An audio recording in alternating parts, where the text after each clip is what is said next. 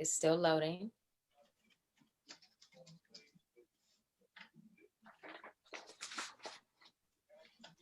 Hey everybody. This is Dina Jacobs, your mindset evolutionary here at FlyNewbieQueen.com, the network for melanated women just like you and us. We're here today to talk about all the breaking news stories, and I have two lovely co-hosts here today. Please introduce yourself, ladies. Peace and Black Power. I'm Jade Arundel, aka Lioness Crown, and of course, I'm your revolutionary, unapologetically Black African host right here at FlyNewbieQueen.com. Hello, everybody. It's Simone K-Sign. It's your cash counselor, your money problem solver, the dopest chick on your timeline. Why? Because I'm usually talking about money, stocks, and weed. And y'all, today, that thing might hit a little different. But come on in. So today we're going to talk about a lot of topics. We're going to talk, first of all, we're going to start off talking about this whole R. Kelly ex-girlfriend situation with Azriel Clary and Joycelyn Savage.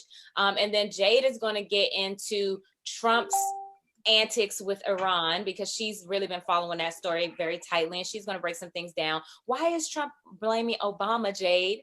We got to get into that, right?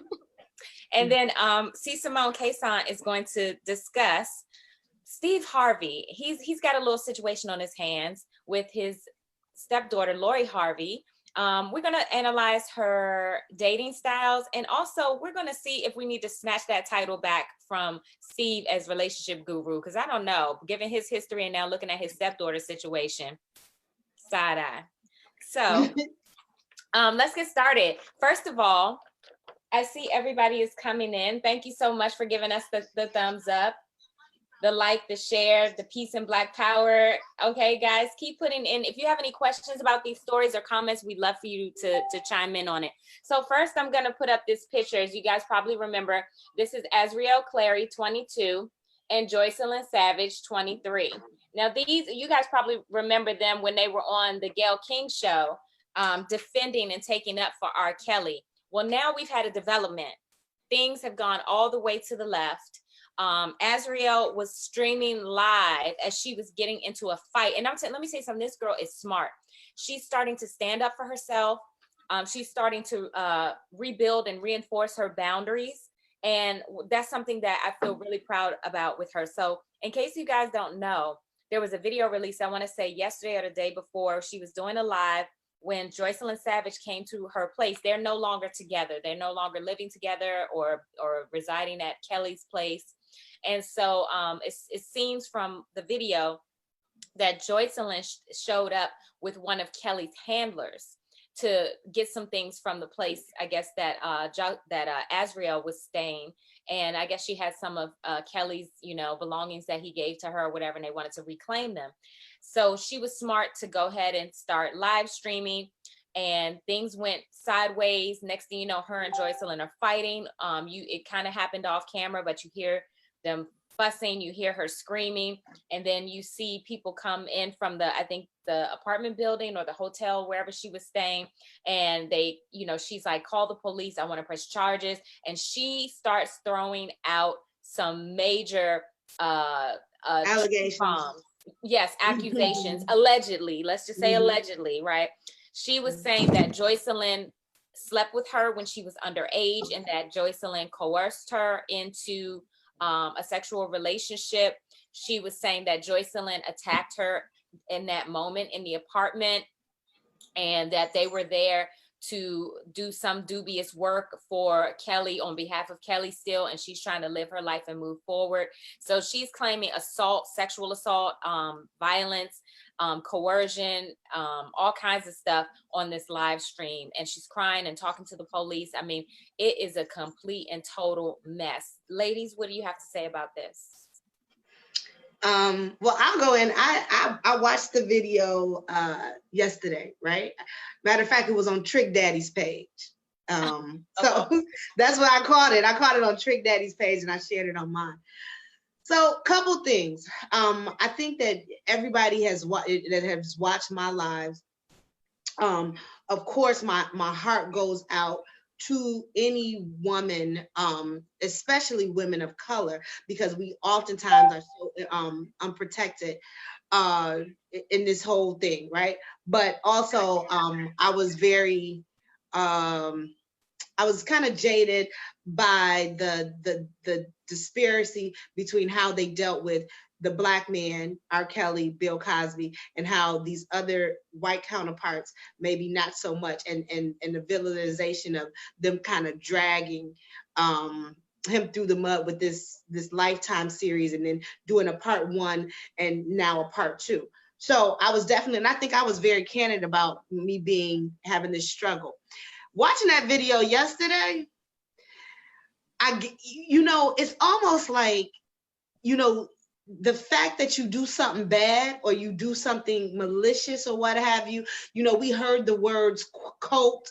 And mind you, me being in Chicago during this time, I was the first to admit, we all knew that he had a propensity for young girls and sexual deviancy, but we oftentimes let the music take over what we were, kind of thinking. It wasn't a big deal because it was like, whatever, but, he make fine music.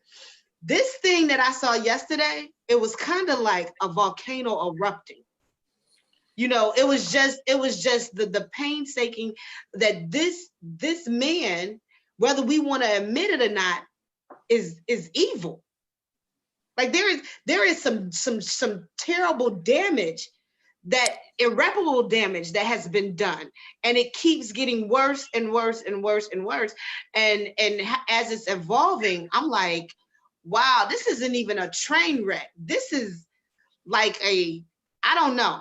I've never seen anything like this before. So, yeah. Did you want to jump in?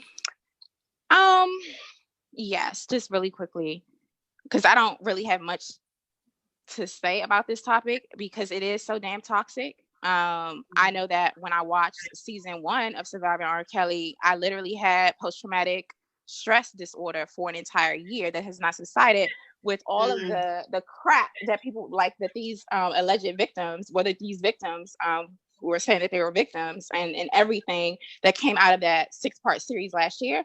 I am in a commitment not to watch part 2. I'm not interested of part 2 of Surviving R. Kelly. But in terms of the toxicity and like the real dark, negative, low vibration energy that it puts out, it is infectious. It's like affecting everyone and all of the players involved. And unfortunately, I feel really, really bad for everyone involved in it. And especially when I see these 2 Black women fighting and in a position to fight against each other, like fight each other literally on IG Live, in their own trauma.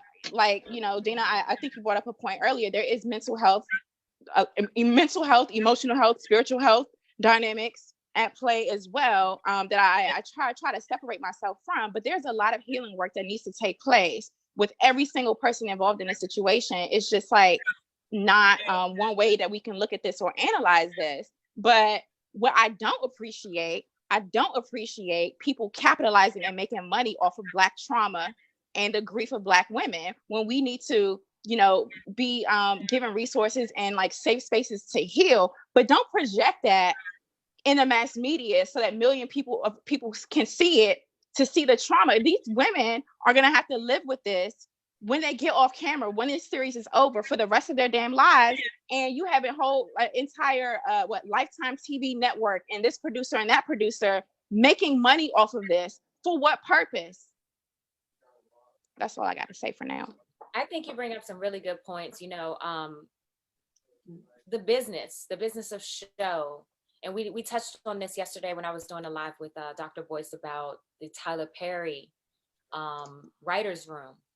And we know that, I'm drawing a parallel here. We understand, I think he's made a lot of money off of the trauma, the drama of Black women, right? That's how I'll put it into words, is the drama of Black women. Mm-hmm. The reality shows, the drama of the Black women, the drama, they're always drama, they're fighting, all this stuff. We're used to seeing this.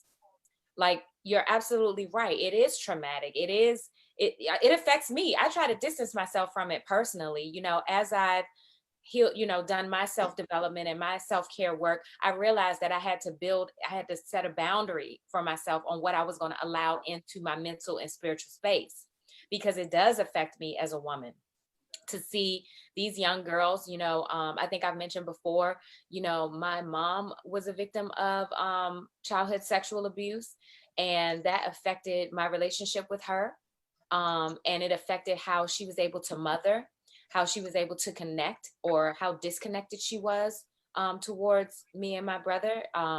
It was almost like we grew up in two separate households, you know what I mean? Because she was a little bit different towards him than she was towards me for various reasons. And so I have a direct connection, a personal connection to understanding. And when I view people who have been traumatized in that way, it takes me right back to my childhood, when my mother was telling me these stories and trying to instill, some type of fear in me, because she thought that was helpful, and I see that look on Azriel's face when and I can hear it in her voice, that screaming out, like she's like, ah! It's almost like like she's being attacked or assaulted all over again, because she said right then and there that Joycelyn allegedly had sex with her when she was underage. And it sounds like Kelly was the type of person who would kind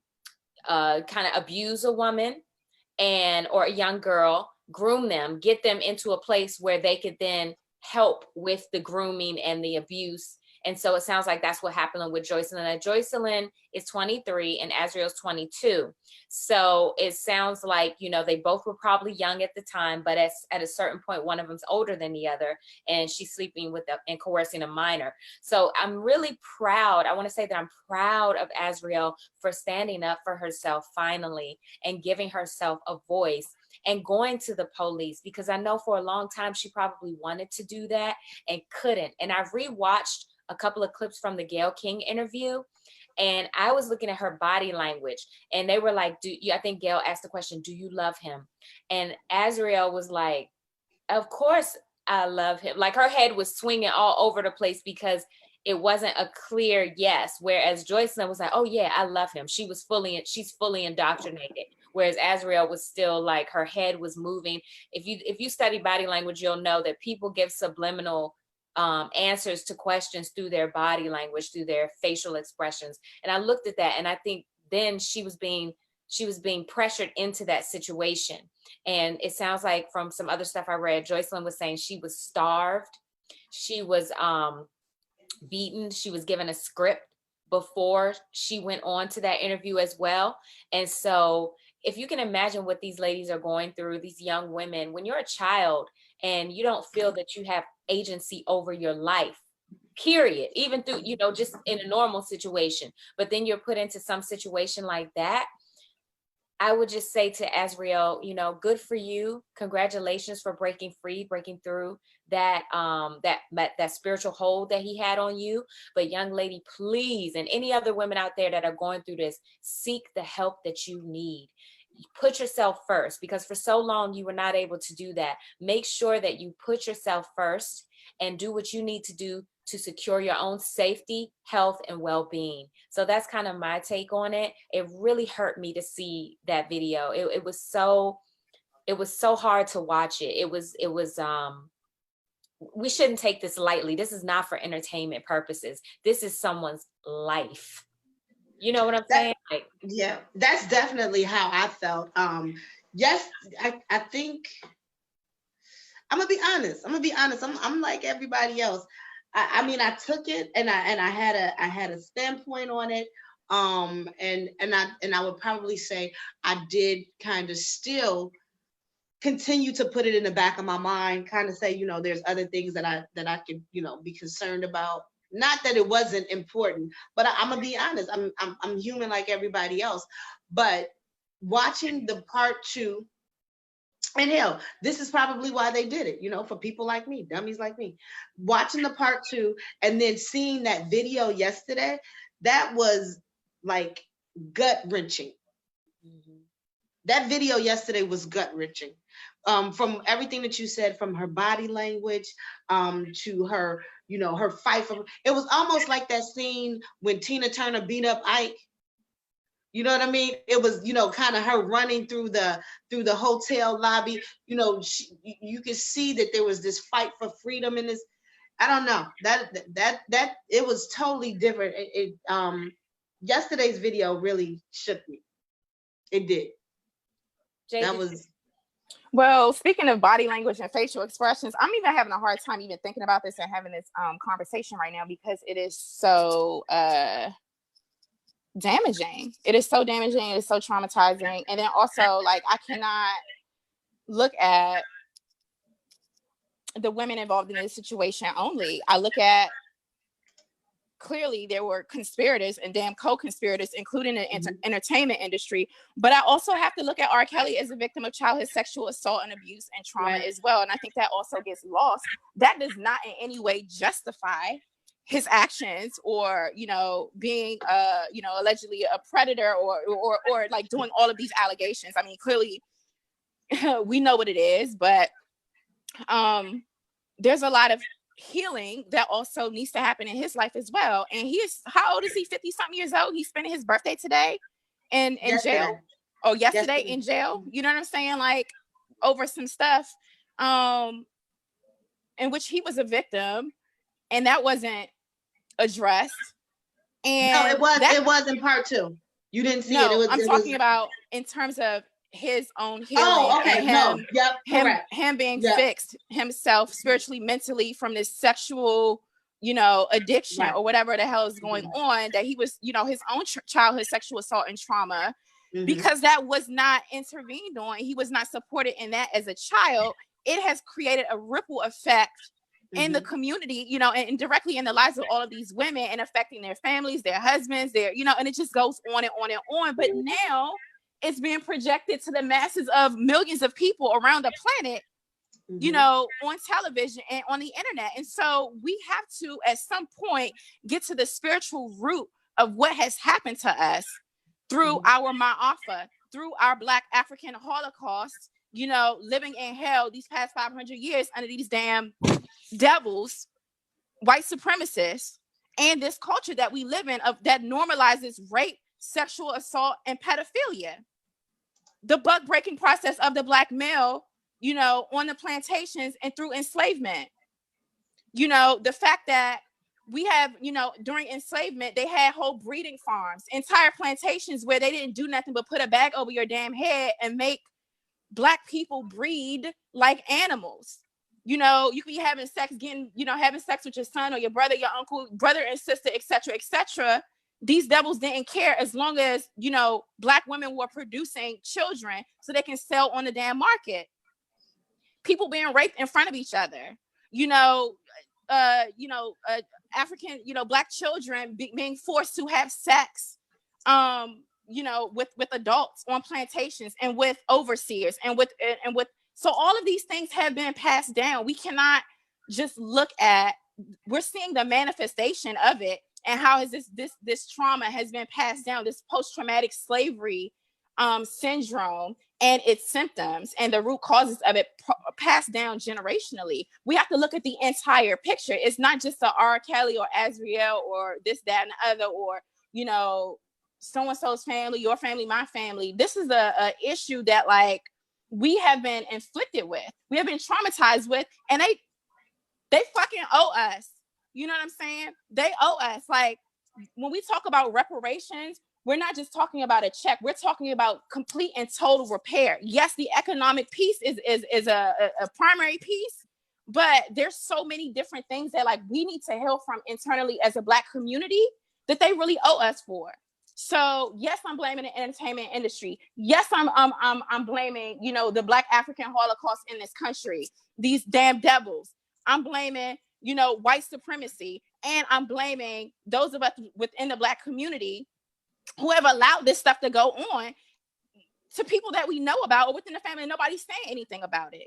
So I'm gonna just hush for a second and collect myself and let y'all continue. I might step away for a minute and calm down and breathe and come back. Okay. Well, yes, take care of yourself.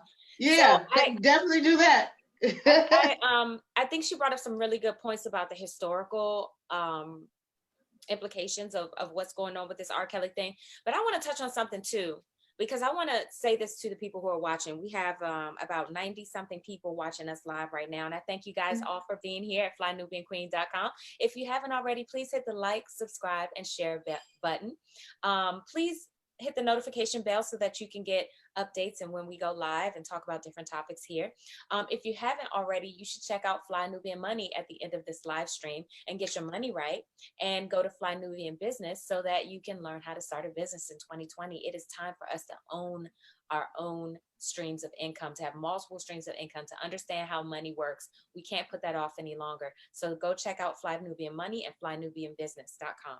So back to the topic at hand. We're going to wrap this topic up shortly and get on to the next one, but I want to put this out there to everybody who's watching. I know people don't like this, and this is a very uncomfortable truth, but we all have a predator or two within our midst. And I want you to understand that it takes a village. It takes a village to enable a predator. And I think a film that really gets into this, if you guys have never seen it, I would encourage you to watch it. It's called Spotlight. And it's based on the, I think it was the Boston Globe or one of those papers that broke the whole scandal with the Catholic Church. And what they found, and this movie kind of highlights how they started investigating it, is that it was a conspiracy in the town to keep providing children to this predatory church leaders.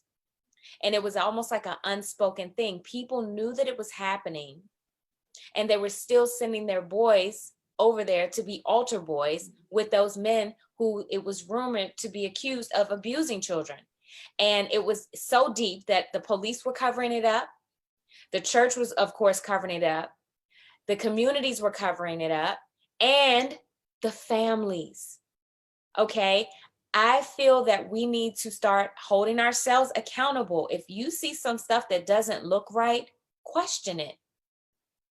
It doesn't mean that, it could mean the difference between life and death. And it's a way to break cycles. You know when something's not right. If a child doesn't want to be around a certain person and they're going off and stuff like that, don't send them along. Find out why that child is reacting that way. We need to form, I don't know what the word is, but we need to form an environment in our community where we can take care of our children. These young women were not protected, and they were, I don't care what people say. People knew, like Simone said, I knew, and I was living in DC at the time. There was the video was circulating back in the 90s of R. Kelly with underage women. We all knew the story of Aaliyah. So we are complicit. Those of us who continue to buy his music and support his creative endeavors, we are complicit. We owe an apology to Azriel, in my opinion, and Joycelyn and the other victims as a community, because we did not stand up for them. We are complicit in their abuse. And that's something that we need to face up to as a community, and we need to make right for these women. And I'm going to be the first one to say, Azriel and Joycelyn, I am sorry. I apologize for not pushing harder against Kelly and what he was doing, because he had a sex ring going on. He's not as big as the guy that hung himself, allegedly. What's that guy's name? Epstein. But he did have a little mini sex thing going on, because as we've seen, I didn't watch those things because they're too traumatic for me, the part 1 and part 2 of Surviving R. Kelly, because I feel like I kind of got the gist of the story. But I want us to be aware that he did have a sex ring, and many people were enabling him to get these girls and do these things to these girls. And there were many people around him that were partaking in it, and the parents need to be held responsible too. They don't get a pass. You handed your daughters over to this man in exchange for fame and fortune that you thought you were going to get. And now you're getting it, but at the expense of this child's life and her livelihood and her mental well-being. That is inexcusable. And I'm going to leave it at there. If you ladies have anything else that you want to sum up. with this No, topic? I think you kind of, you hit it on the Yeah, head. I mean, I have a lot of things to say. I see a comment that came in from Pamela Romo. Bottom line, he's a pedophile. It has nothing to do with him being an African-American male. That is not fair to excuse his behavior. It slams strong Black men who have overcome the oppression to be successful. This has been in the news for years, and not until this became a documentary did people in power not have a choice to address it. Yes, preach. What the Catholic Church has covered up is sickening. People, it is our job to protect our children. Absolutely, 100%. 100%. But I will say that, like, no Black man ever gets a pass for being a pedophile or preying on a child, male or female, okay? No Black woman gets ever. I am a strong proponent of stonings and public punishment, okay, in those types of situations. And in addition to that, because like that behavior has to get cut off at the root, at the neck, if we are going to continue, because it is up to us to protect our children at all costs. And I'm saying that in order for us to rectify the situation, we have to also approach it from a historical standpoint, so we have an awareness to know like what this has come from and how this has been passed down generationally, so we can identify it, address it, and cut it off at its neck. Thank you so much for that, Jade. I'm going to hit 2 more comments and then we're going to move into your subject, which is Trump, Obama, Iran. So a couple more people, I think everybody has their own take on this. You know what I'm saying? So Pamela, you read her comment, and under that, Tamina Ross says, apology starts at home first. Absolutely. And at home, I'm saying that at home is also the community. So yes, her parents need to apologize to her, but I'm just taking a stand for her as well, because she's standing up for herself now, and I'm going to stand beside her, and I'm going to tell her that Azriel and Joycelyn, I am so sorry that as a member of this community, I did not push harder to have him prosecuted and push harder to get his music off the air and bring attention to the plight that all the girls have gone through, including you. So I'm apologizing to all of his victims as a member of the community. I did not do enough. That's what I'm going to say. Right I agree. I mean, I'm the first to say it, right? Like, I mean, I knew, and I think I'm like many people.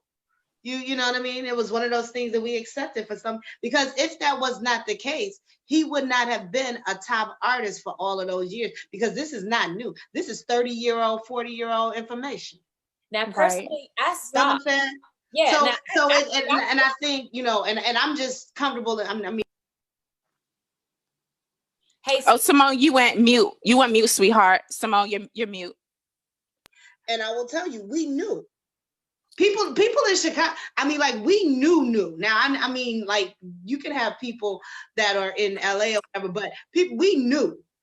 It wasn't like this. I was in DC. And it was just accepted. So definitely my apologies. And I will say this, that my mindset, and that's called evolution, right?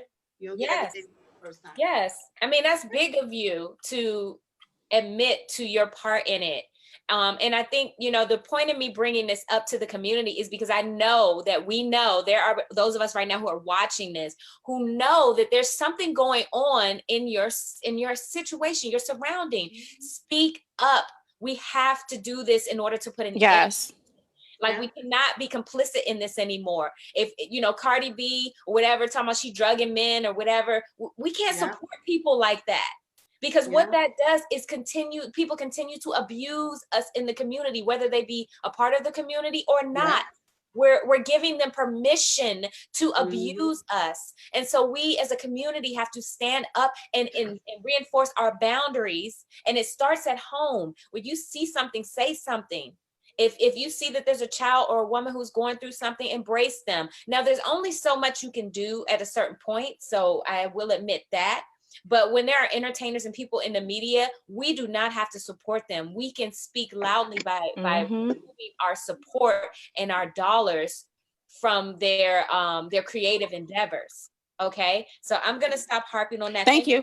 I was gonna add one other thing too, Tina, is that, like, I could have done more as well, and I could have especially done more to bring awareness to folks to say, like, listen, this artist is putting out information or being used by the music industry and getting paid to feed us some BS that's more dysfunctional, that's really going to hurt us. Like, we have to come up with psychological and mental defenses from these sick, demented, demonic messages that are coming through the entertainment industries. And then also look at the damn CEOs. Who's financing this? Who's putting money in people's pockets? Who's mass projecting this as well? So we need to fight the enemy within our homes and within ourselves and within the community. And we need to simultaneously be fighting and pushing back from those forces who benefit and capitalize off of dysfunction, grief, and trauma in the Black community.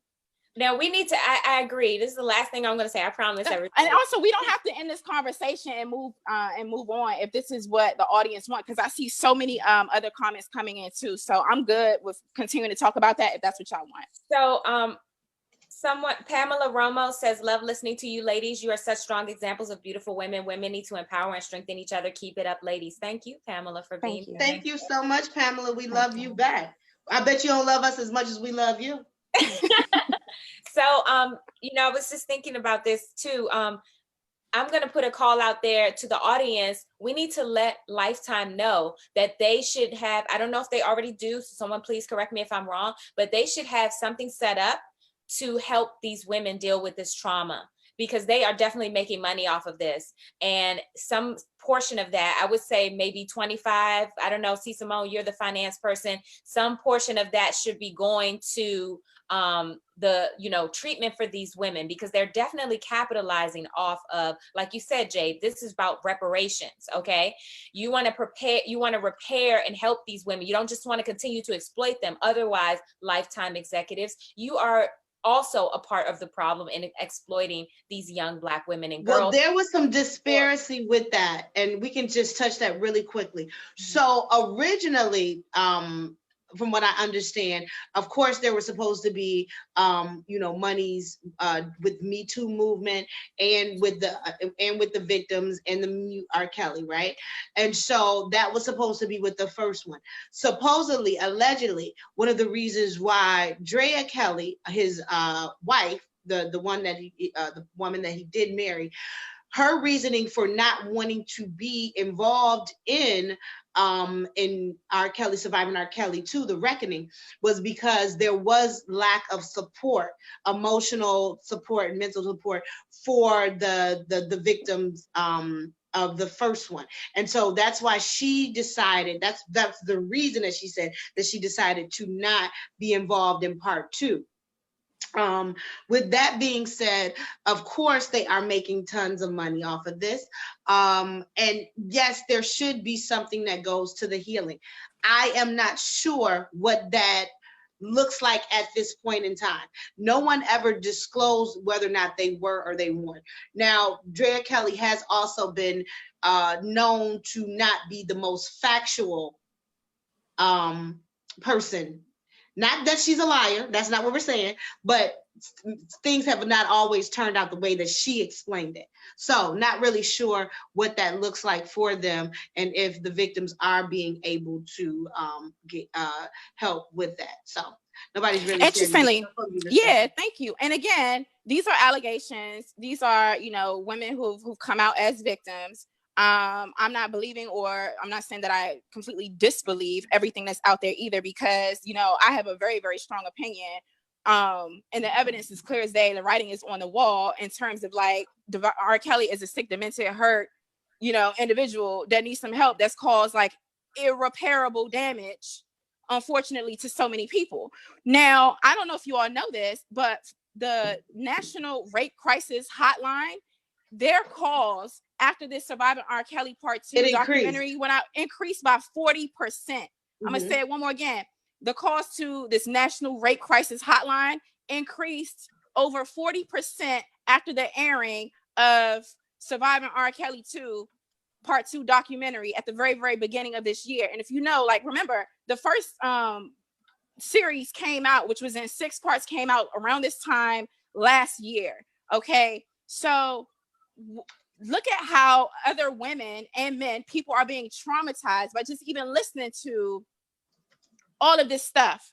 you know, there isn't such thing as vicarious trauma, where if you're exposed to something that, you know, someone else's pain, they're talking about their pain and their trauma, and even if you don't have your own trauma that is similar to that experience of the person who's speaking about theirs, it still impacts you.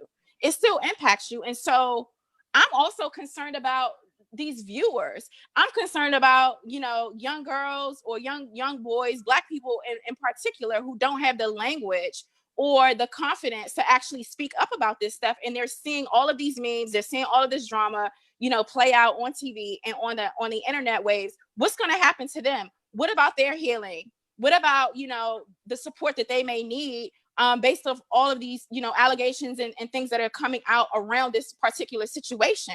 What happens then? I also feel like, you know, the network needs to take some responsibility in terms of that as well. And this is about the Surviving R. Kelly Part 2 documentary, but it's not only about that. I had to stop watching Love and Hip Hop years ago because it really portrays Black women looking hella crazy, who many of them have emotional and mental issues that also need to be addressed, that is like also traumatizing other viewers as well. I agree. I don't watch that stuff. Like, I don't watch it. And I used to be. I do. I can't. I have a question for you, Simone. How do you deal with the toxicity of it? Because it weighs on me. I'm a very stable person. So what do you get out of watching it? It gives me a time, because most of the time, I'll be honest with you, most of the time I'm watching Bloomberg TV, I'm watching political things, I'm watching finance or whatever, and it gives me a break, a way to escape. So for me, it's just a break. Now, I will tell you this, I'm able to, when I would watch it, it was painstaking for me, right? It was the kind of situation like, oh my God, I can't watch this. This isn't real. I don't have any toxic relationships in my life, period. Not a one, right? I'm a very, very strong and stable person. So for me, it's probably the one time I probably read about 20 hours a week.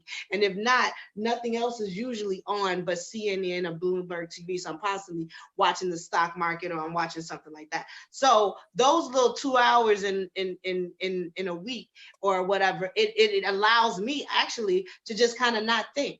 You know what I mean? It's something it's like I watch Golden Girls every night before I go to bed. I know what the story's going to begin with. I know what it's going to end with. I don't have to think. So that's what it is for me. I don't put too much into it. I know a lot of people say, oh, I have to detox from social media. I make a lot of money on social media. So I don't have a need to detox because I'm not envious or replacing my life with someone else. I don't internalize things like that. Right. So I have my life, and then but I don't internalize things. So I think for me, it's about my mental stability. Everybody doesn't have that. I get it. Some people have to say, oh, I can't look at social media right now. It's too depressing. It ain't depressing to me because I'm not internalizing that. So I think it's just different things for different people. But I get that other people don't have those same coping abilities or mechanisms that I have. It's so true. Like, thank you for sharing how you handle that, because that may help some other people. You do have to convince yourself. You have to, like you say, you only watch it a couple hours a week. So that's another thing. Maybe you don't stop altogether, but you can limit your exposure to certain things. Right. Well, okay. So I watch Love and Hip Hop on Monday, right? And then I ain't watching all of them because I don't have that kind of time. And then I might watch a Real Housewives. Now, let me say this to you.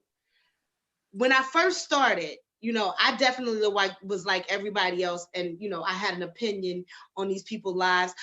First of all, this is the thing. I understand that real Black women have real relationships with their girlfriends, and we don't go out and pour drinks on each other. I know that. You know what I'm saying? I know that. I totally recognize that. I'm not one of these people who I'm wandering around and I'm thinking that, oh, it's Tuesday night. Why don't I pull my best friend's wig off? I understand that. I'm not looking for somebody else to teach me how to behave in life. I'm not looking for someone else for me to be able to obtain what I feel like is success. See, a lot of the problem is a lot of these people are looking at these reality shows and trying to find heroes. That's an issue within yourself. You got a problem. A lot of these people are looking to mimic the behaviors of these people. You're an adult, you're 35 years old, and you still haven't figured out who you are. You're the problem. A lot of these people are watching these reality shows and they're saying, why don't I have this? Why don't I have that? You don't have it because you lazy and you watching this reality show. So there's a difference between me and the other person. I'm watching this for entertainment. I'm trying to clear my head. These other people are trying to clarify their lives. Yeah. So me and you ain't the same. You know what I'm saying? Me and these people ain't the same. I'm not on social media to make friends and likes. I'm in here to clock dollars. We doing something different. So it's not gonna bother me. I don't care if I get one like. If you inbox me and ask me what kind of service I did, hey, today I'm winning. So you know what I mean? A lot of these people got life and bullshit screwed up. That's what it is. Let's just be honest. Can you say that one more time? Some people got what screwed up? They got life and bullshit screwed up. You know what I'm saying? Life is what you make it. Bullshit is the shit that you're gonna have to deal with. But a lot of these times, you know, I mean, things, people aren't toxic with me. First of all, if you toxic with me, the game gods ain't gonna bless you and they gonna get your ass away from me in the first place. I don't have one toxic relationship, not a one. Anyone that I have, thank you, Jesus, he has removed them out of my life. I don't have one toxic relationship, not one. That's awesome. Not a one. I don't have one. And so because of that, I'm not disturbed by outside entities. So I can watch that and go to bed. I can watch a scary movie. I'm gonna go to sleep. It ain't happened to me. I mean, there's something to be said for that. I mean, I had some toxic relationships in my childhood, and so I had to deal with my what do you call it, like when you proclivity or whatever yeah, like I had to deal with that, of that I was attracting people like that because I grew up with someone very close to me that was toxic. So there's some people out here who don't have that type of resolve that Simone has, and right. say, be aware of, you know, do your self checks. If you don't have that and you're used to being that, you know, around toxic people and you're watching these shows and it's bothering you, or you're in an environment, turn it off. Like, do yourself a favor, go deal with what you need to deal with and heal yourself, and make it about you. Make it about putting yourself first. Just bringing it back to the original topic that we were talking about. And also, I want to say thank you, everyone, for joining us here at FlyNubianQueen.com, the network for melanated women. Give us a thumbs up, the like, the share, subscribe. We started off today talking about breaking news, and we're talking about Azriel Clary fighting with Joycelyn Savage. Those are the two young ladies who did the interview with Gayle King, R. Kelly's former girlfriends, who we are now finding out were in captivity. They were victims of sexual assault, abuse, and mind control by not just Kelly, but people within his camp. And so Azriel has taken a stand for herself and called the police and had Joycelyn arrested. From what I'm hearing, she has called the police on Joycelyn for assaulting her recently. So now we're going to move into a new topic of discussion with Jade Arendelle. Please fill us in. What the heck is going on with Trump? Listen, 45, the Antichrist is a liar. Talk about him. The devil is a lie. The devil is a great deceiver, and the devil will be under my feet. Okay, get under my feet, Satan. So basically, this liar, devil in chief, went. Clearly, we know that, you know, he authorized a military strike that took out the second most important person in the country of Iran and their government by the name of Qasem Soleimani. Took him out last week, did not consult Congress. So Congress did not know that this was happening. There were the top ranking officials in Congress that actually, they were briefed about this, you know, very, very privately. And then the rest of them found out about it probably at the same time that we found out about it, which was a couple of days ago. So the Iranian government has retaliated, and they launched over 20 missiles at U.S. military bases in the country of Iraq. So there were no casualties. Information has come out that the U.S. government was tipped off that Iran was going to strike at these military bases. And so while some reports, while anti-Trump went on and said that, you know, all is well on Twitter and like there are no American casualties. I think they've confirmed that there were no American casualties in those Iranian strikes, but he did lie, according to what I'm getting, that he allegedly lied and said that the Iranian government did not intend to take any American lives when there are conflicting reports coming out that actually Iran did intend to have some American casualties, but it seems like those soldiers like were not there, were not present because they were tipped off. So he went in front of the nation yesterday, in front of the White House yesterday morning. He said that as long as he is president of the United States of America, that he vows that Iran will have no nuclear weapons, that they will never have nuclear weapons, according to him. He also is blaming Barack Obama and saying that Iran would not have been able to retaliate or to take out any Americans in the incidents leading up to the taking of Soleimani's life, or after that, if the Obama administration did not finance that. So he's trying to blame Iran's. He's trying to blame Iran's military and missile capabilities on some monies that came out of like the Obama administration through the Iran deal that the United States pulled out of, right? So basically the Iran deal deals with like sanctions, US sanctions, and sanctions with other nations with Iran in exchange for them not pursuing military weapons or like nuclear weapons, missile defense programs. But as soon as, you know, Trump came into office, one of the things that he did was to pull out of the Iranian deal. So people are criticizing Trump and saying that like he was the one who like really messed up diplomacy and international relations and peace talks with Iran because he pulled out of this Iranian deal. So he said a lot of those things. He also, you know, was really vague in his statement to the United States.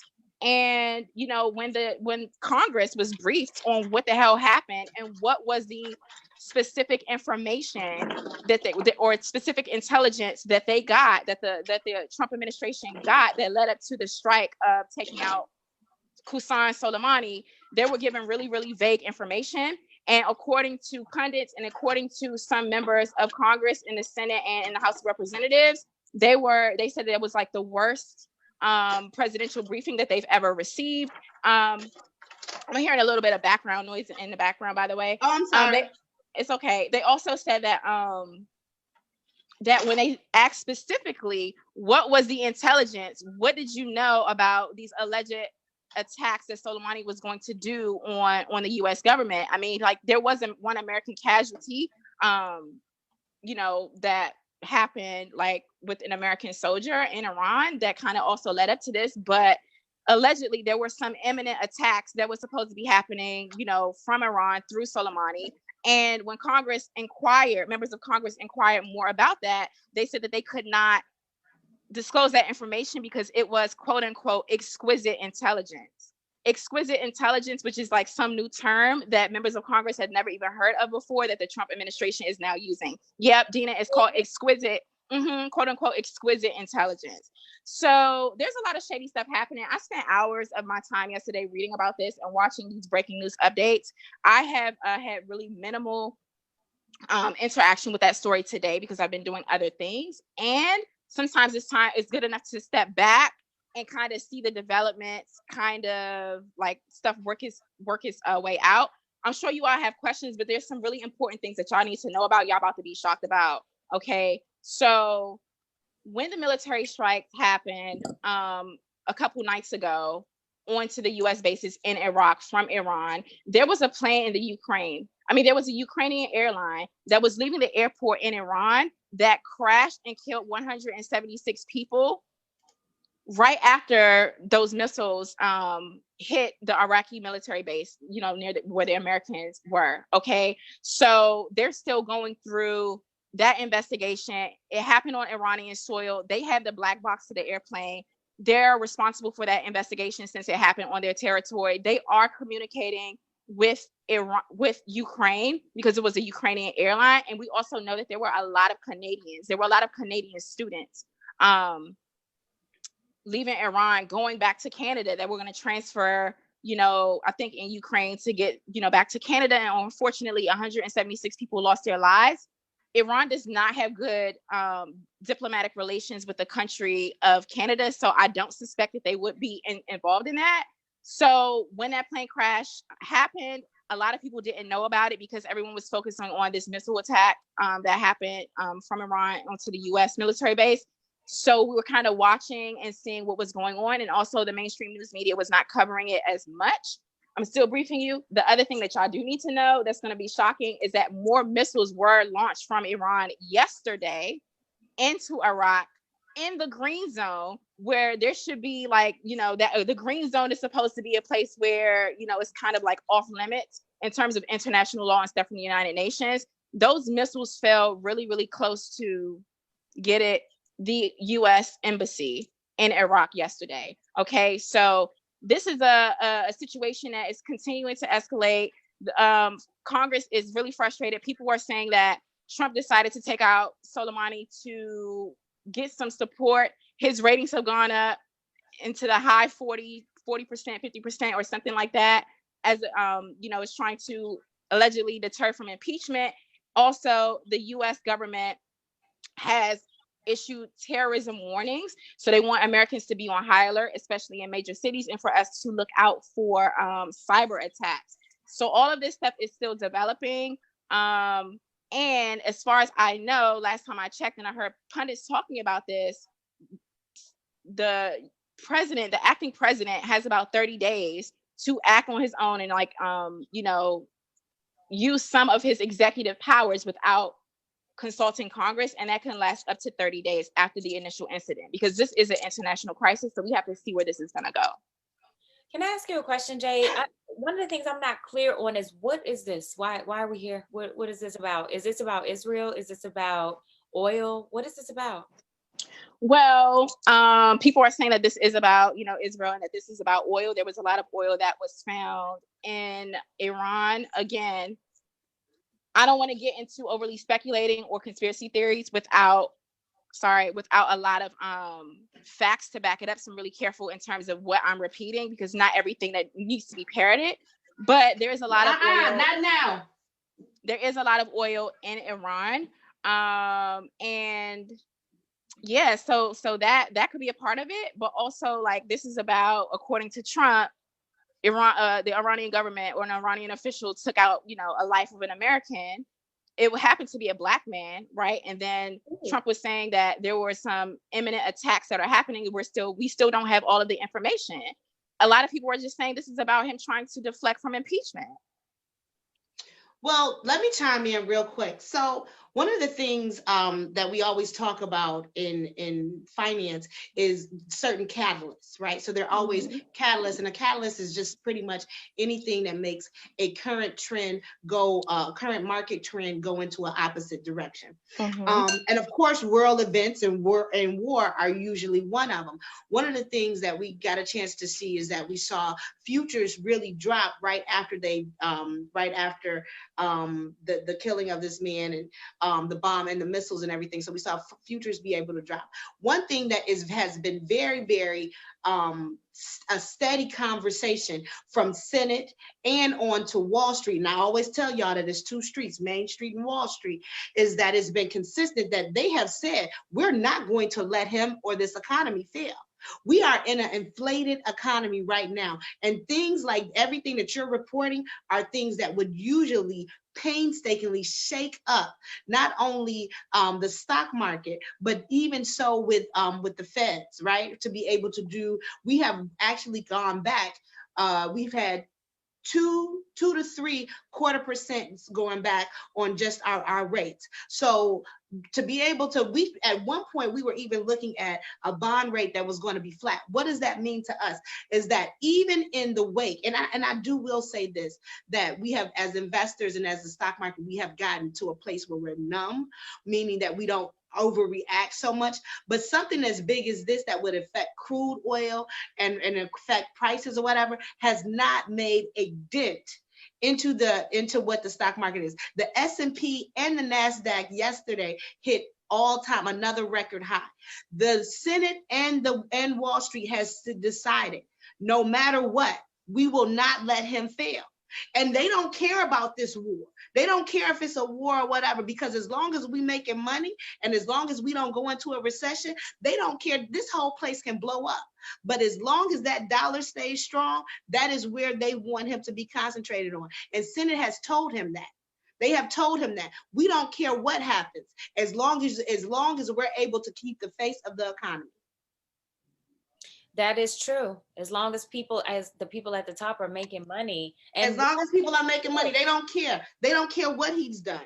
And Senate has said we will not remove him, because removing him creates instability. And right now we're with global. And not only that, he's even done it with the Chinese agreements. Now they're trying to get us all to be individual, right? So now you'll see hear a word called continuity, and that is everybody kind of doing their own thing and getting away from so much import and export. But along with that, we will still be able to do business because cryptocurrency will eventually take over, and it'll be in one currency. So we'll still be able to do transactions, but we'll create stuff within our own continuity. So we'll create things in our own global thing. We have to make sure that we look at it. This thing at the end of the day, it's the love of money, not money, the love of money, which is the root of all evil. They're going to let him do whatever the hell he wants as long as the economy continues to grow. I have a question for you, Simone. So yes. Cryptocurrency, which one should we be looking at? So cryptocurrency, so you got to understand, cryptocurrency is like a credit card. So crypto is the credit, right? And then Bitcoin or Ethereum or whatever, that is going to be like Visa or MasterCard. That's the short answer for it, right? And so right now, Bitcoin is the one that's actually going up. That's the most popular one. Of course, any type of asset class, when you're purchasing, you want to, I don't care if you're buying a house, you're buying a car, you're buying whatever, any asset class, it doesn't change. You want to buy low and sell high, because asset classes are all based on supply and demand. So the more people that buy it, the higher the price goes up. The more people that sell it, the lower the price goes up. As of right now, I mean, we don't have a crystal ball. I would always say Bitcoin because it's kind of the leader, right? And I think when I looked at it the other day, it was like $8,000 or something like that per coin. But do your research. I am not a crypto expert. I talk about money, stocks, and weed, but I do own some cryptocurrency. I own some Bitcoin. There's also actually several coins that are solely dedicated to pot. There's pot coin and Gaja coin and a bunch of other stuff. So as we'll see in the next 5 years, money for us will look very, very different, and technology will definitely be one of the leaders as we move forward. Jade, I have a question for you. Sure. Oil. How important is oil still to the economy, given that we're moving to electricity? Like, could that potentially still be a big deal for, the U.S. to go in? Because I heard Trump say in his speech, we have oil. We're the leading producer of oil. How is that possible that we're the leading producer of oil? How did that transition take place? And is that still relevant as the world is moving towards electric? Thank you for that question, Dina. I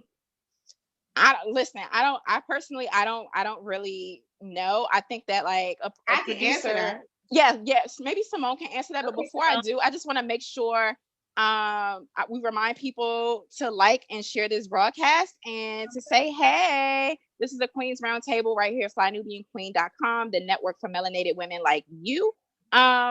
See, Simone is about to drop some jewels about some crypto and America being a producer of oil, which plays a part in this whole Iranian conflict thing. But make sure you go over to flynubianmoney.com to, make sure you know how money works, so we can really support you with that, with some of our programming there. See, Simone?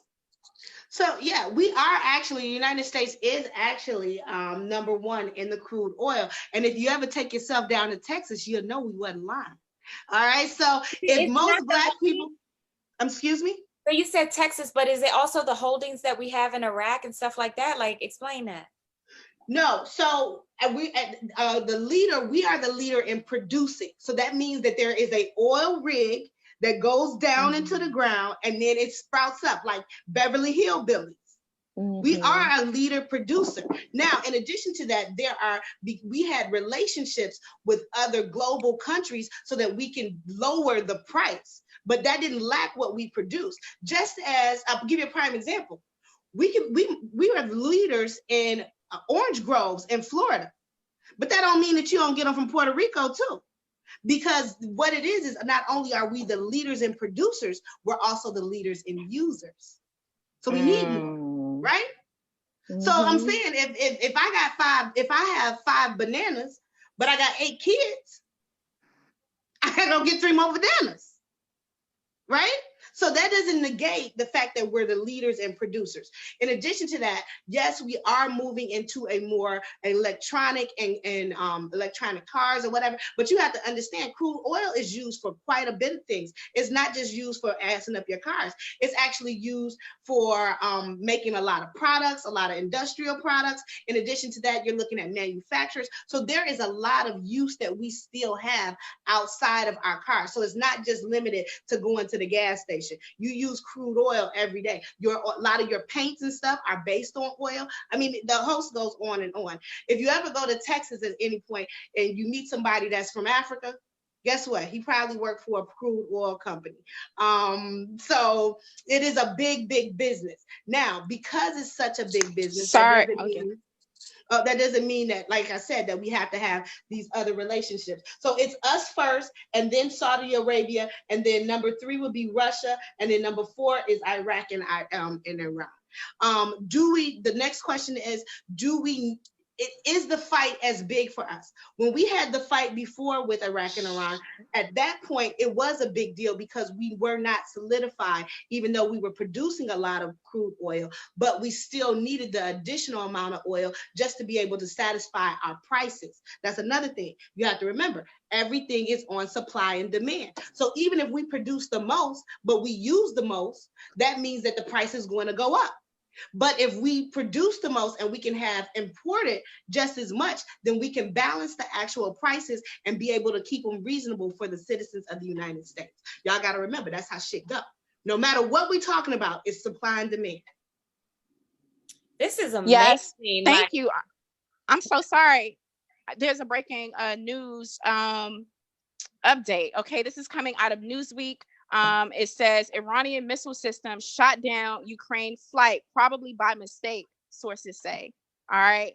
I think I'll just read the first 2 paragraphs of this to see what's going on. This is a developing story. Again, when we learned about this airplane that was shot down right after these missiles struck the Iraqi U.S. air bases, they were saying that this had nothing to do with this international conflict with Iran. So this is what's coming out of Newsweek right now. The Ukrainian flight that crashed out just outside of the Iranian capital of Tehran was struck by an anti-aircraft missile system.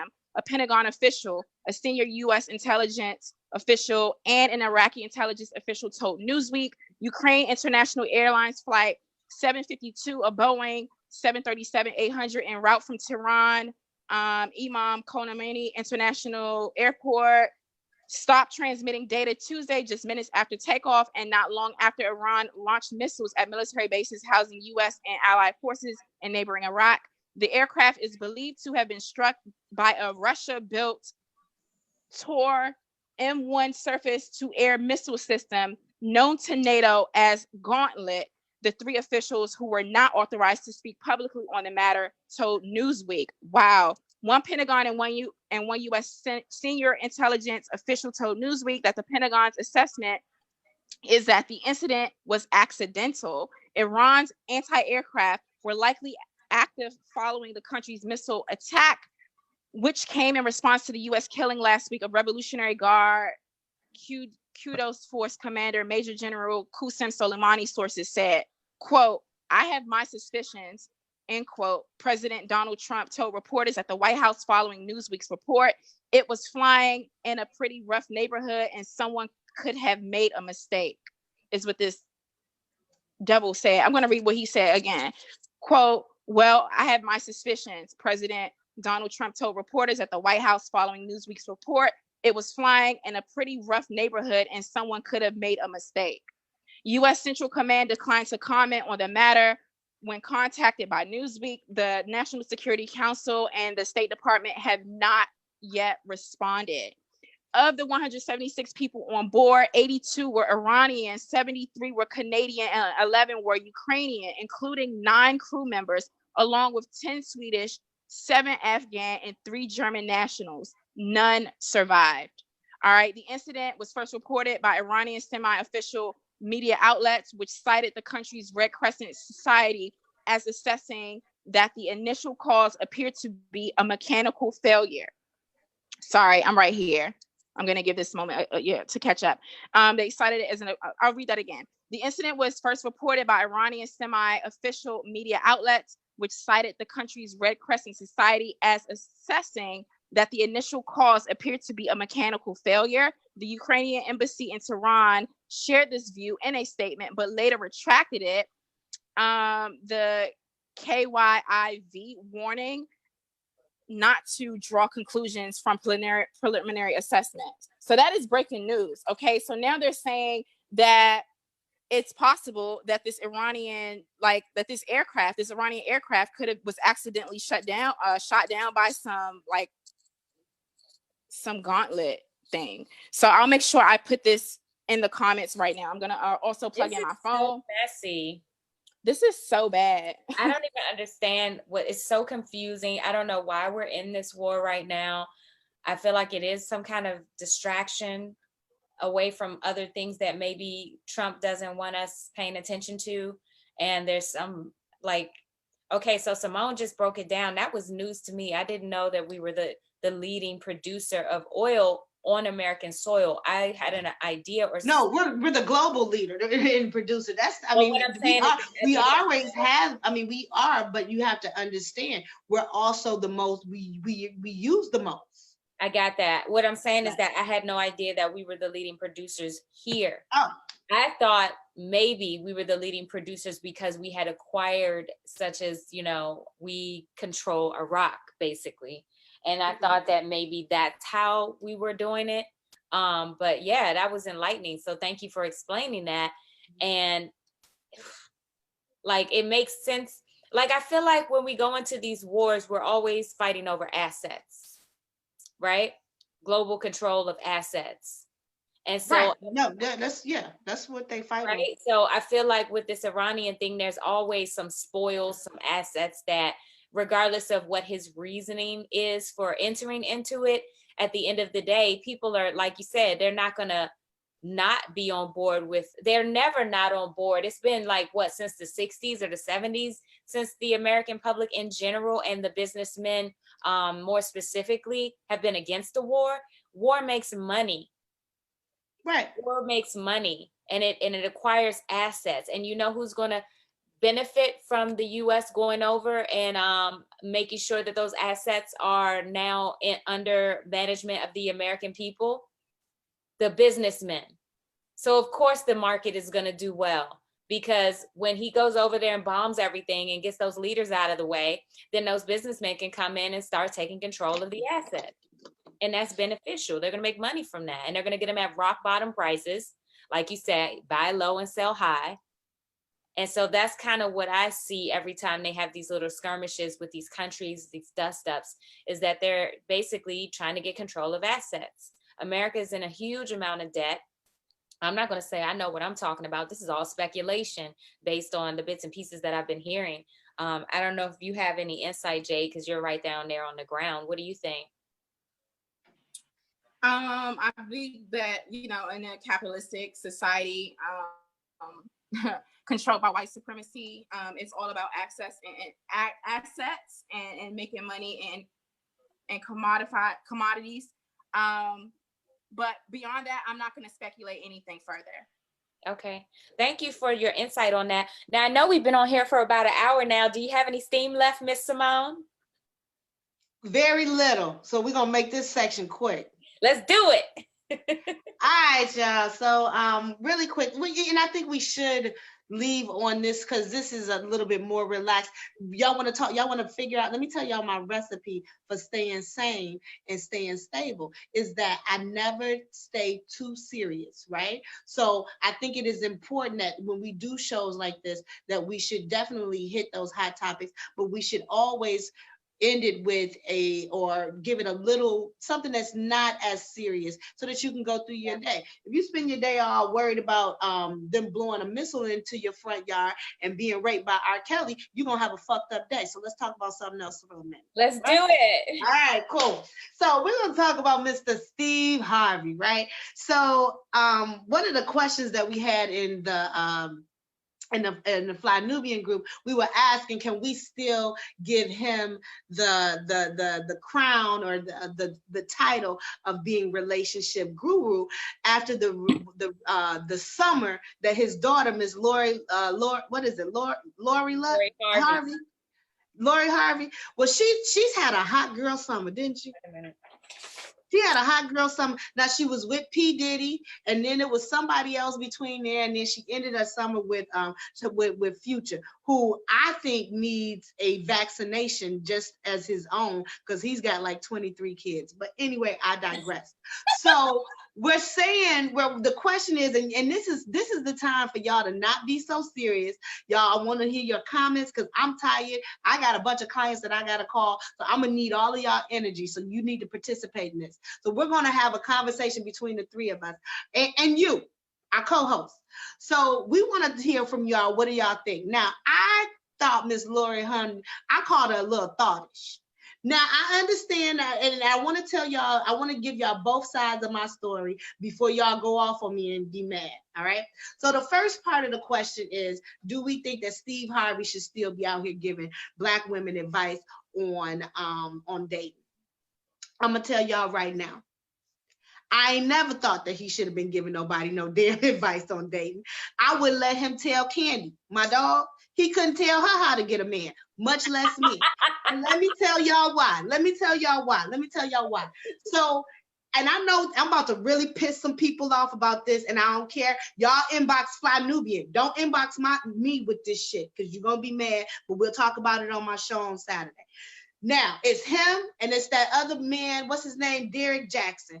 Let me tell y'all, girlfriends, he gonna keep all of y'all broken and lonely. Who is Derek Jackson? Derek Jackson is Team Jackson. Now, I'm gonna tell you something. He's sexy, right? Black. Chocolate. Chocolate. He chocolate, kind of sexy. But he pretty much, I'm gonna tell you, this is what he say. He say stuff like, if you come home from work, and you get off work at 3:00, and if your man don't have your bath water, your tea, $800, a new wig, 5 sets of eyelashes, your toes done, and a booty rubber, and then have his friends go and wash your car and put gas in it, you need to leave him. Let me tell you something. I've been dating men for a long time, and you will get a man like that, but you're going to have to train his ass to do that. That ain't coming on no Tuesday morning. You're going to have to put in some things. Now, you can get a man to do all of that. I done had it. But listen, that ain't happening because it's Tuesday. They going to keep these Black women single, and they go from city to city telling Black women what they want to hear. And then what happens is 2 years later, bitch, you still by yourself. The shit didn't work. How about this? Why the hell they keep talking to us about a relationship when they need and not talking to the men? To the men, okay? They need to talk to these men. And let me tell you, I'm gonna answer this question for you. And you know why? You want to know why? You want to know why they talking to us and they not talking to the men? Please. Because brothers ain't paying for that. Because sisters are the highest consumers. Because we will go and pay $25 for you to tell me how great I am. Let me tell you, girlfriend, that's why they call it self-esteem. Self-esteem. You need to figure it out yourself. Simone with the tough love. It gets on my nerves. And you know what? This is the thing. You know, we have so many times we get into these toxic relationships, right? And then we want somebody to tell us that we weren't toxic or that we weren't the problem. Hell, you knew you was the problem or you knew you wasn't the problem. You, at a certain age, need to be able to self-check yourself. But it has to get to a point where that if you are in a toxic relationship, right? You don't need a Steve Harvey book to tell you what you need to do. What you need to do, let me tell y'all what y'all need to do. Stop going to them forums and stop reading them books. Don't buy them no more. They're not helping you. If you don't read 3 or 4 of them and you done still had 3 or 4 bad relationships, this ain't working out for you. What you need to do is stop jumping into bed with somebody else. Figure out what's going on. Take your time with yourself. And let me tell you something. That brother that did you wrong, that part of you, if you work on you, I'm talking about just really work on you. That part of you that wanted him won't even be there no more. That part of you that you thought couldn't live without him, you'll be a whole nother person. I'm talking about when you see this brother, you will look at him like, who the fuck is you? I can't believe I talked to you. Do you stop looking for Steve? Steve Harvey ain't never been a woman. He can't tell you. Plus, I mean, I think, you know, maybe he got it right this time. Steve Harvey's been married 3 times, you know, and then it depends on what type of relationship women are looking for. I mean, I think did I read the whole book? I think I like got the cliff notes on the book or whatever, you know, how they break down the chapters of thinking like a man or whatever. I didn't like the idea of thinking like a man. But that's coming from a man's perspective, right? He's giving it to you from a man's perspective. But understand, if a man wanted to date another man, he could call himself gay. That's it. Exactly. You know what I'm saying? Exactly. Let's stop saying that being a Black woman is wrong or thinking like a Black woman is wrong. It's not. It is natural, and Black men are naturally attracted to that. It's when we start doing the unnatural that the turnoff comes on, but we're naturally, kinetically bound together. You know what I'm saying? But it's when you start doing the unnatural, like sleeping with him and his friend. Bitch, that's crazy. Stop doing that. Why would you do that?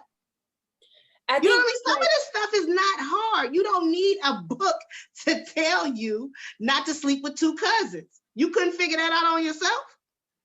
Some people, I guess they don't know, but the thing with Lori Harvey, now, just getting back to that, some people think a thought, but let's be honest. Now, I don't know about you, Simone. I don't know about you, Jay, but when I was in my 20s, I was dating like crazy. And if somebody dating, yes. And if somebody had a camera on me, they would have seen me dating an old white guy, a middle-aged Black guy, a bunch of young Black guys, a couple of Hispanic guys. You know what I'm saying? Within the span of a year, I'm in my 20s. You know what I'm saying? I'm in college. I'm dating. I'm going out. And that doesn't mean I'm sleeping with everybody. No, not necessarily. Okay, let me stop you there. Okay, so when I was in my 20s, y'all all know that I was a stripper. So, I mean, that's what I was doing.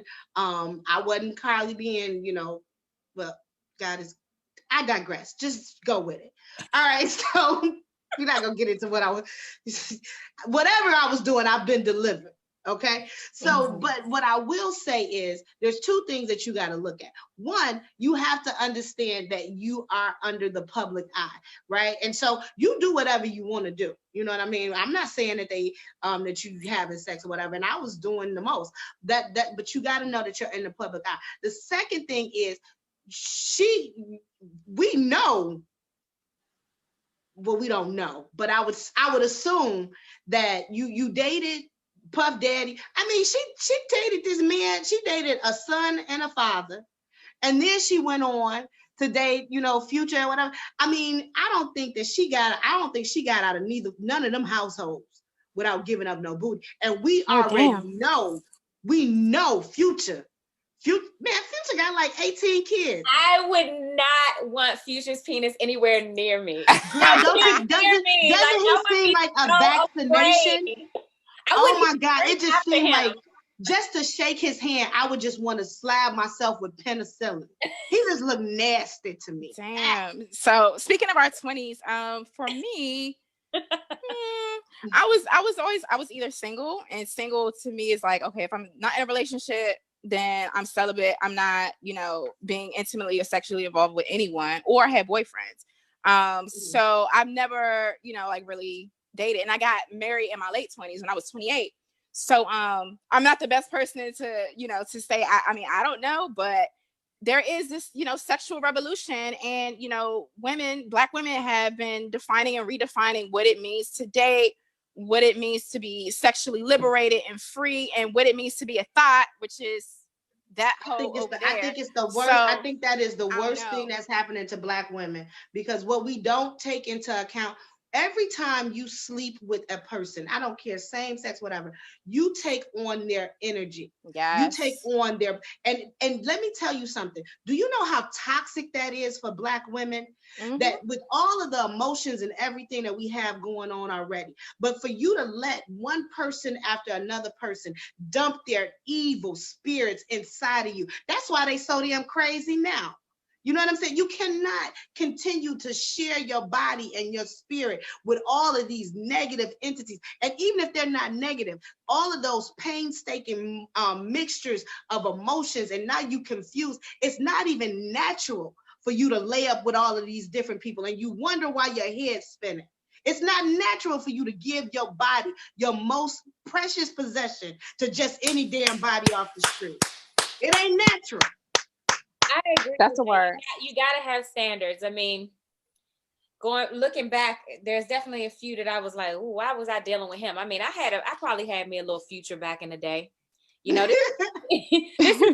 you know, I had a moment about when I was into, you know, a bad boy with some dreads and, you know, got little chains and stuff on. That was sexy to me in my 20s. So, Miss Lori, I feel you. Just be careful, honey.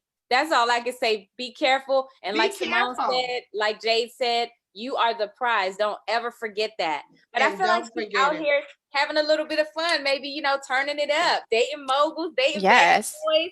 You know, she's just living her best life in a way. I just hope if Steve is going to sit here and talk about he is a relationship guru, I hope he's coaching that. He need to be having a guru. But guess what?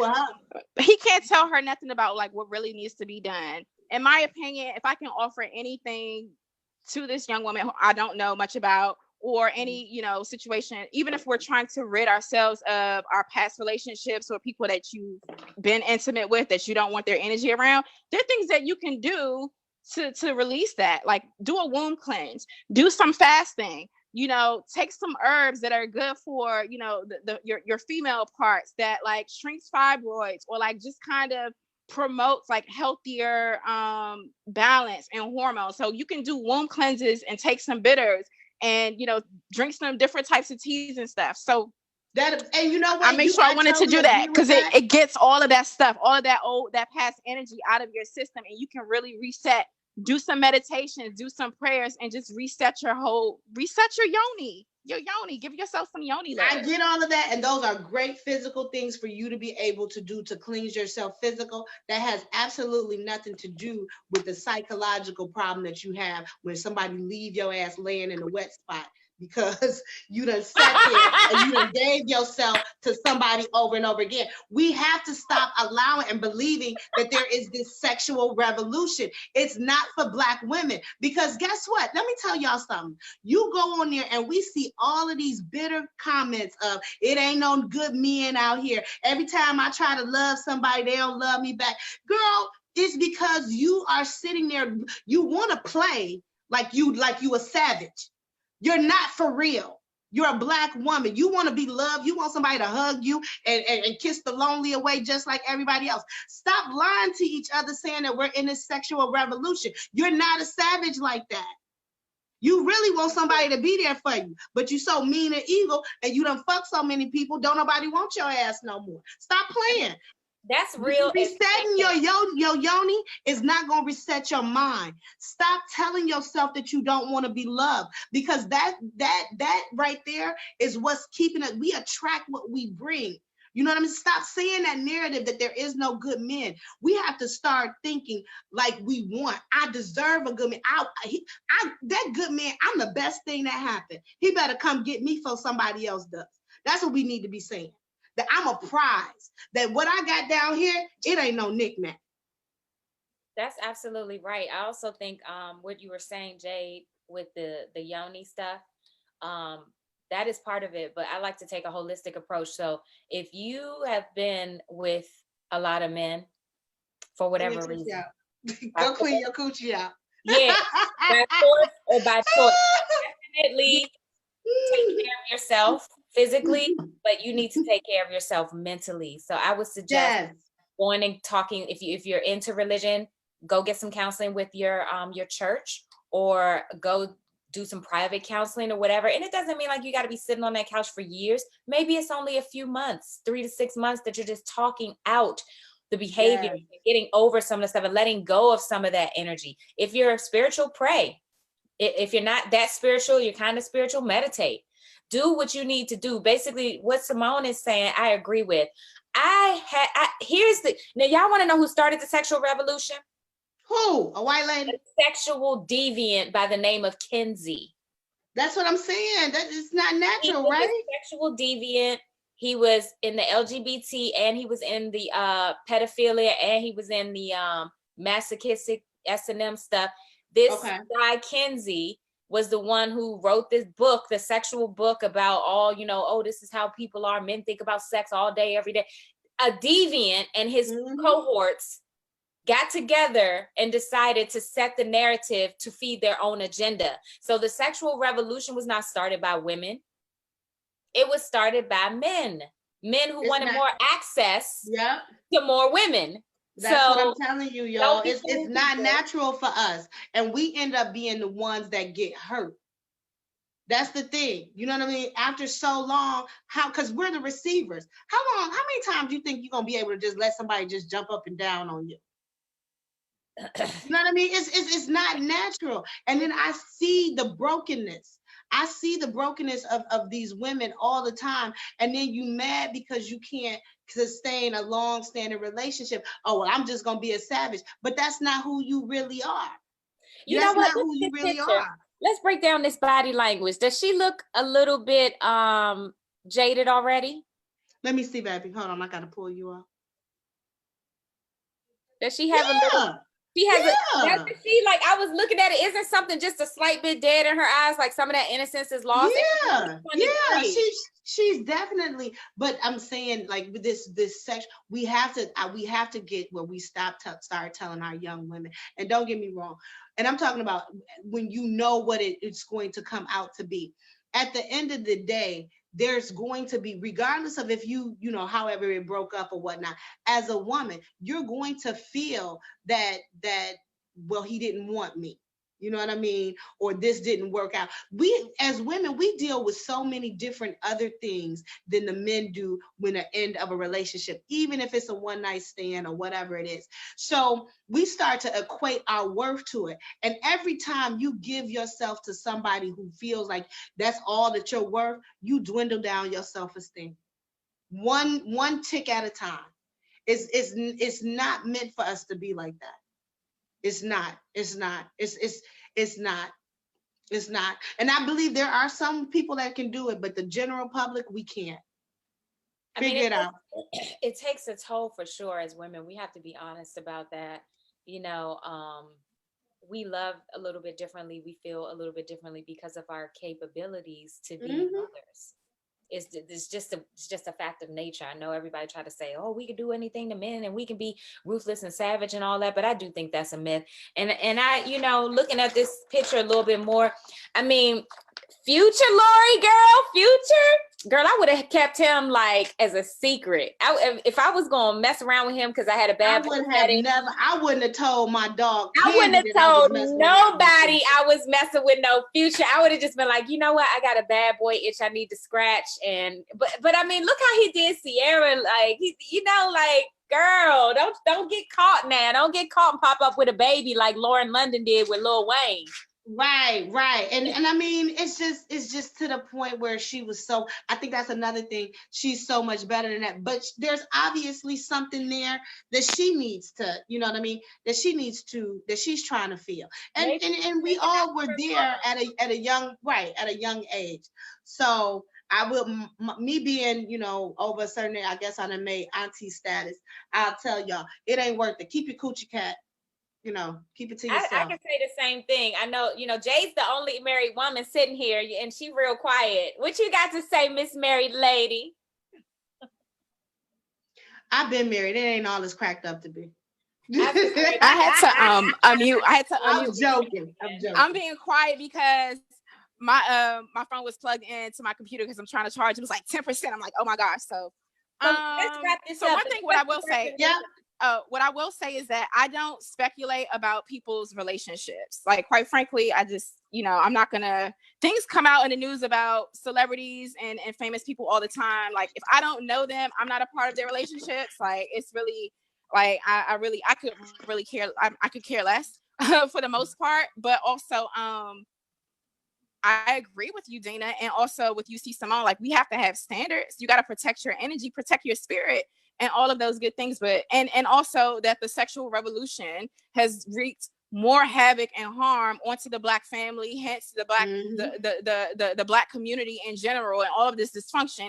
And we have to break away from allowing these damn oppressors and the dominant society, quote unquote, to define what our cultural norms and standards and values are going to be, especially coming like in terms of relationships. Like, there's this continued war, this gender war between Black men and Black women. If you ask me, heterosexual relationships are under attack from within. Like, we have a hard time trusting each other within these sorts of relationships. And also, there's a lot of healing that needs to be done individually on the part of Black men and on the part of Black women eternally, if we want to really heal, like, move forward, and create some healthy children. But like, what we have is a lot of our, women in our society are becoming pregnant, and we're bringing children into the world that are coming out of this sort of like dysfunction energy. Yeah. So these are things that we need to really think about, and we need to redefine ourselves culturally and set a standard to say, like, this is what it means for me to be a queen. This is what I expect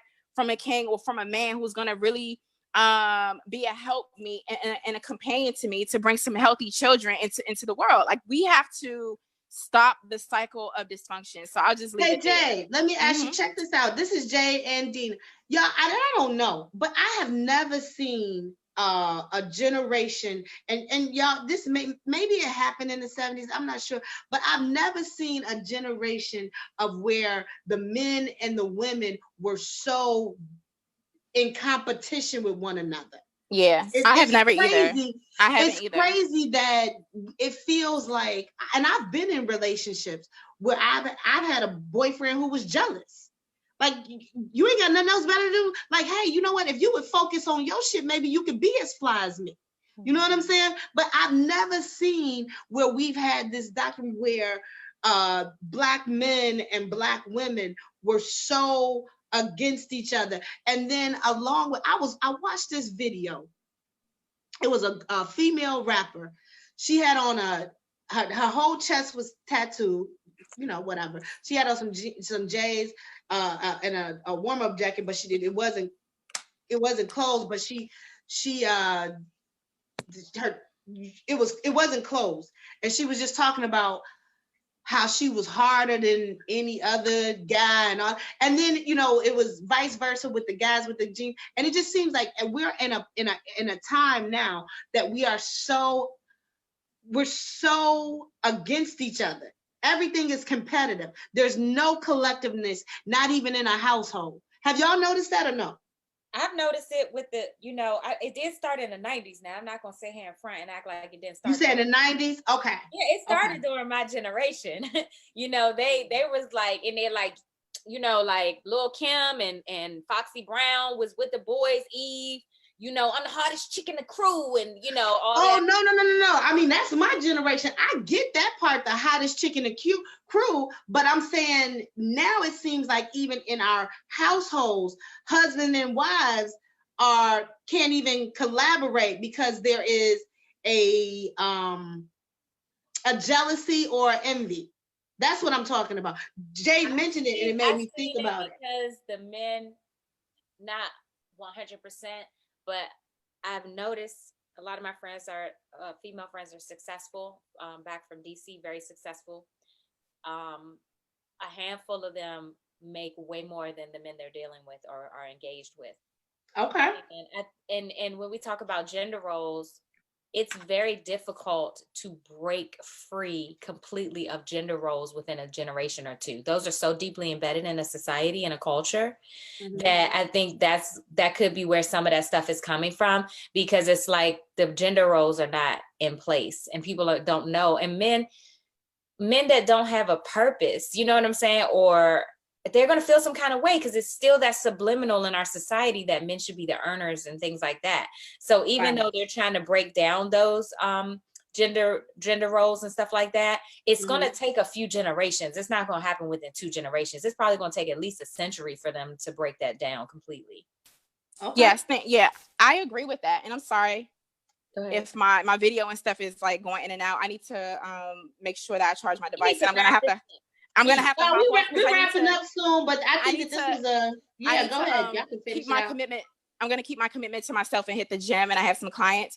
What I will say is that what we're seeing too now is that this is a generation of younger married people or people in relationships who have not had, like many, like a high percentage did not come from traditional two parent family households. Right. And so that creates a dynamic in which it's really, really difficult to know how to exist in a healthy relationship or a long lasting relationship, be it marriage or common law marriage or just cohabitating, because you haven't seen that modeled for yourself. Like my parents were married, before I was born, and would still be married today if my father didn't, if his life wasn't cut short, but no, thank you. It's totally fine. But because I had that example of family, of like maleness and femaleness, and like seeing the different, the two genders interact with each other in my household, then it really gave me a strong foundation. So I think that like a lot of the societal stuff that,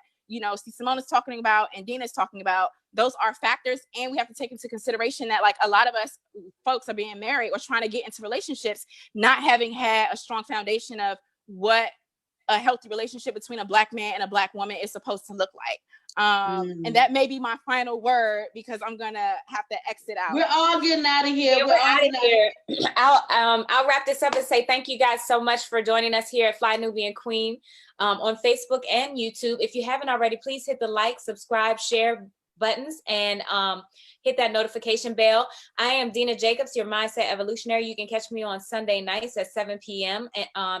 Pacific and 10 p.m. Eastern, ladies. Of course, I'm Simone K-Sign. I'm your cash counselor, your money problem solver, dopest chick on your timeline. Why? Because I'm usually talking about money, stocks, and weed. Of course, make sure that you follow me. I'm on F&Q on Tuesdays and Thursdays around 12ish, and we also have a course that's going on right now. Make sure you get it. If you are looking at getting into the green rush, I'm gonna teach you how to make money via the stock market to get the best pot stock. So definitely continue to follow me and inbox me only with good news. Don't come to me no bad news. I already told y'all I don't deal with toxic people.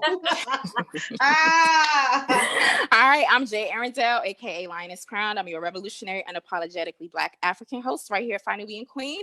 You can find me. Listen, you never know when you're gonna find me going live or where I'm gonna be at. I might be like outside of like some business that needs to be shut down in your neighborhood at any given point, or I could be at the United Nations tomorrow morning. You never know. So just look for me going live. Embassy. You gotta be willing, but you gotta be willing to die if you're gonna ride with Jay. This is totally a life or death thing. Make sure you go ahead and check my stuff out on Fly Newbie Queen. My social media is there. You can find me on social media. Again, I don't need followers, I need soldiers. So I told you can inbox me for information and stuff like that. But what I really want to do is build relationships and build bridges with folks who are out there actually doing the work. And with that, I'm gonna say I love you all. Thank you so much for tuning in. Bye. And peace. Thank you guys. I love you, ladies. I will talk to everyone later. Yep, it was fun. Love. Always. All right. Yeah. Peace. Bye.